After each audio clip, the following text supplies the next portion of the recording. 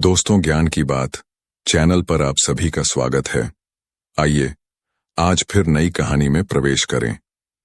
आज की कहानी महाशिवरात्रि की है।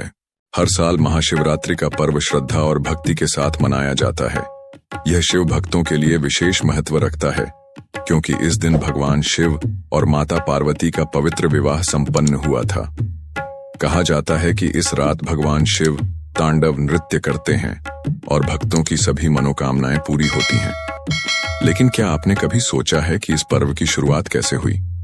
क्या यह सिर्फ शिव पार्वती विवाह की रात थी या इसके पीछे कोई रहस्यमयी कथा छिपी है?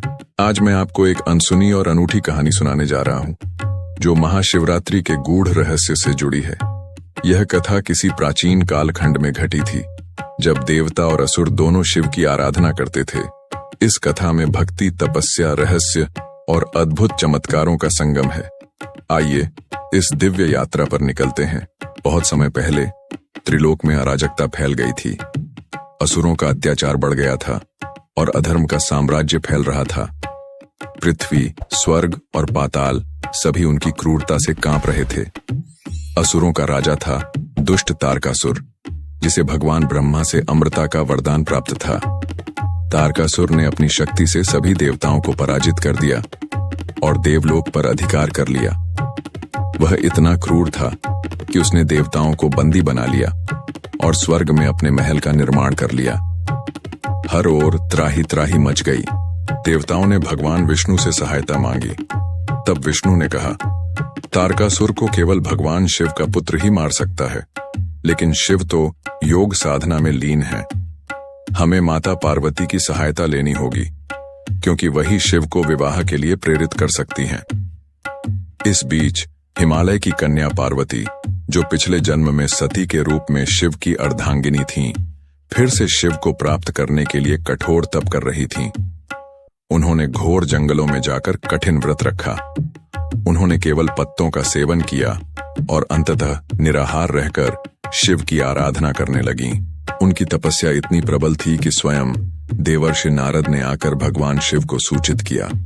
शिव, जो ध्यान में लीन थे, इस दिव्य तपस्या से प्रभावित हुए, लेकिन शिव विवाह से दूर रहना चाहते थे।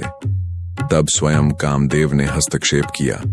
उन्होंने अपने प्रेम बाण से शिव के ध्यान को भंग करने की कोशिश की, परंतु शिव ने क्रोध में आकर अपनी तीसरी आंख खोल दी और कामदेव जलकर भस्म हो गए। मगर पार्वती ने हार नहीं मानी। वे तपस्या में लीन रहीं और अंततः शिव ने प्रसन्न होकर उन्हें वरदान दिया, हे देवी, तुम्हारी भक्ति और तपस्या से मैं प्रसन्न हूं। मैं तुम्हें अपनी अर्धांगिनी के रूप में स्वीकार करता हूं।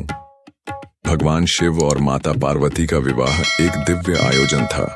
पूरे ब्रह्मांड में हर्षोल्लास छा गया।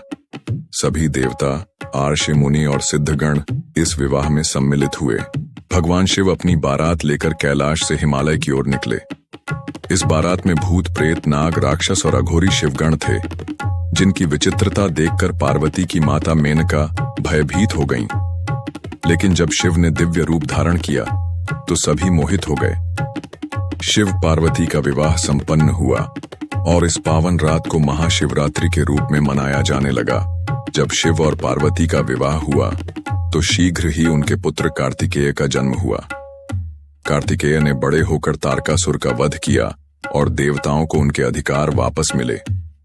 तब से यह माना जाने लगा कि महाशिवरात्रि न केवल शिव पार्वती के मिलन का पर्व है, बल्कि यह बुराई पर अच्छाई की जीत का भी प्रतीक है।